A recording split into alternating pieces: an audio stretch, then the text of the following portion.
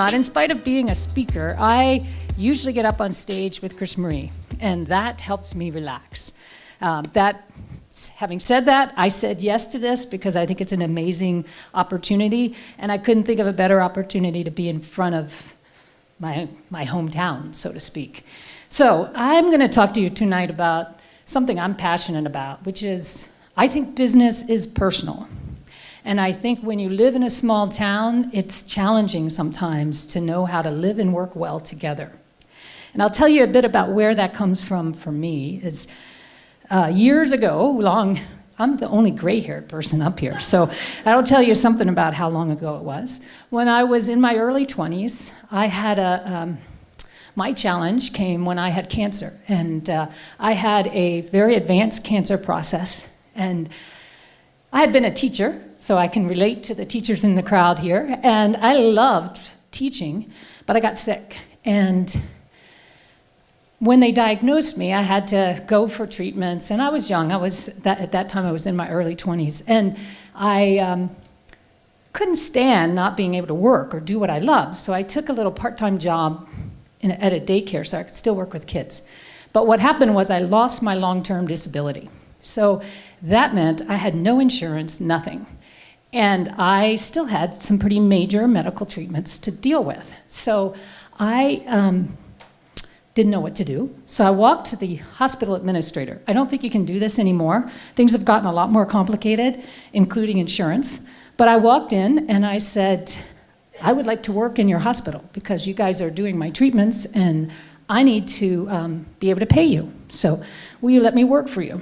And they gave me a job, and my job was to work in the pharmacy. I had a couple different jobs, but I'd move around. And I worked in the pharmacy, and I would come in and distribute medications, IVs, and one of the things I did on a regular basis was also deliver the chemo drugs. So just so happened, there was a lot of camaraderie in the pharmacy department. But one thing you may not know is when pharmacists are working on chemo drugs, I don't know if this is still true, but it was then, they're fairly toxic, and they would dress in these like spacesuits, like to get the drugs made, so that they wouldn't be in contact with them. And I would go in after they were complete to pick them up. And on a regular basis, we had our relationship, and I would listen to them do what they did. And one day I came in, and it was the first time any of them ever realized, this is your bag of chemo. And they had been joking and people do what they do to do their jobs. And I didn't know, felt a little awkward, but I said, yes, that's my bag. And it changed the conversation. We actually spent quite a bit of time talking because they were like, wow, we had no idea who these bags were going to. We just do our thing. And I said, I know, and this is what I do. I deliver them, and then, I get my treatments. And that was the first time that I really realized how important it is sometimes to break down the story you have about people. Because most people have no clue what I've done in my life or how I've done it or how I've lived or, I would show up for my job and most of the people never knew that, I was doing it because I had to pay for my chemo or any of that. But I really did get that work was personal. And the more that I was willing to show up and be myself in it and say, yeah, I'm the person on the other side of that bag, that's me, the more alive I became. And the more I believed in, work is personal. Most everything we do, there's somebody on the other side that is a person and should be considered. So, I went on in my life. I went through 4 different cancers, never went back to teaching, but I became passionate about talking with people about their differences. That was my thing. I really liked, believe it or not, conflict, because I found that when most of the time smart people got together, they would have a hard time talking to each other if one or the other thought they were right. And it's not just smart people. I think it happens in couples as well, and probably anywhere there are more than 2 people. If you get caught in your own idea, you can get really tied up in knots. And so I became very passionate about dealing with differences and helping people kind of bridge conflict. And then I met Chris Marie, and we started our company in Seattle, and we worked primarily with large organizations across the country, over in China, a lot of different places, and pretty much everything I learned boiled down to the same things. People were struggling, one, because they tried to compartmentalize their lives. They tried to, okay, work is work, home is home. They really didn't bring all of themselves to what they did. And because they didn't believe they could. A lot of times there's reasons why people don't. However, what I believe is that, and what I love about living here, is that you can't not bring yourself. You have to, like tomorrow I may see some of you at Coffee Traders or at the Mountain Bowls, or I'll see you somewhere, and you will be a person for me. So I can't pretend that I don't know you. When you're in a big city or a big corporation, you can do that, and you can actually think that you can separate things out. I don't really think you can. I think bottom line is you have to, we're always fairly vulnerable, and sometimes we really get that lesson the hard way. I've gotten it a few times in my life, and I've realized, okay, I can't really look over at anyone and assume that I know better than they do. And I better learn how to be curious and interested in who's sitting on the other side, no matter how good I think I am or how great something has been.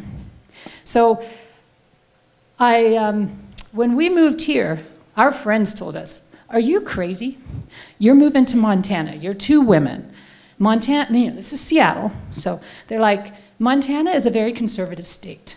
You are not going to be okay there. There are people who aren't going to like you." And I have no doubt that there probably are. But and when I got here, I was amazed. I was a little nervous when I first saw how many billboards there were with the 10 Commandments, how many times how many different extreme positions there were. And I started to worry, like, well, maybe, I remember the guys that helped us move in said, "You don't need to worry about a security system because everyone here has guns."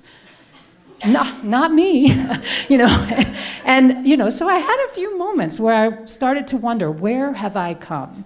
And why have I come here? And then I remembered what I learned from my cancer is, if I show up, no matter how different someone is from me, I can be vulnerable, meaning I'll say what I think, I'll have an opinion, I'll ask for what I want, and I will be curious about who is that other person sitting across from me and why might they be so different. And that's actually why I find living here so exciting, is that there really are some extreme perspectives. Some I don't agree with, but I've always seen this little town come through, even with some very challenging differences. And I am a big believer that you have to dive into the differences. You can't just avoid it. I can't decide that I don't want to talk to people who think differently than me. I remembered a couple times riding up on the chairlift with people who voted very different from me and just having very candid conversations. Help me understand why your position is so different from mine.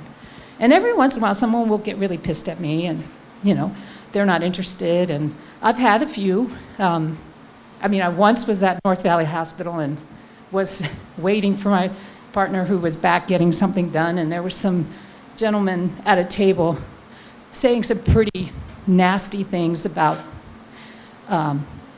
let's just say they were very homophobic. And I was sitting, listening to them, and I just decided to go sit down at their table and say hello.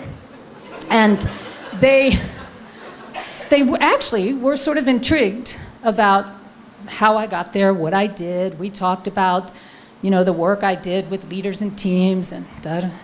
And then they asked me eventually, why was I here? And I couldn't resist. I said, my wife is in the back. Well, there was a bit of jaw dropping, and I could tell I had rattled the cage a little bit. My style is to be fairly direct and blunt. And they kind of looked at me, and I said, "I hope that doesn't offend you." And then I said, "Because I've enjoyed talking to you." And they just politely said, "Well, it was very nice to meet you." One of them did say that they would pray for me, and I was like, "I'm glad. Go, please do. But I'm glad we had this conversation because I heard what you said before, and I hope you'll remember I'm a person. And that's always sort of been the philosophy that I've had about anything. If you got to dive into it. I mean, I learned with my cancer, choose life, courageously or fearlessly dive into whatever it is right in front of you. And I think living and working in a small town, especially if we want to live well together, we have to be able to do that. You can't avoid each other.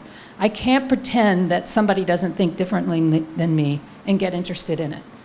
So that's my passion, and I take it into the business world all the time. And I'm also bring it. We wrote our first book, The Beauty of Conflict for Teams. And yes, here it is. Here, have you forward? No, okay. And we're about to come up with another one, The Beauty of Conflict for Couples, because we do think that it is. Those are two things we know a lot about. We've been in a lot of conflict, and we didn't call it the comfort and ease of conflict. We called it the beauty of conflict, because beauty is deep, it's rich, it has depth, but it's not easy, and it's not comfortable. And sometimes you have to sit at a table with somebody you know may hate you and try to get them to see something different. And that's what I think we do here, and I'm proud of that. So, thank you.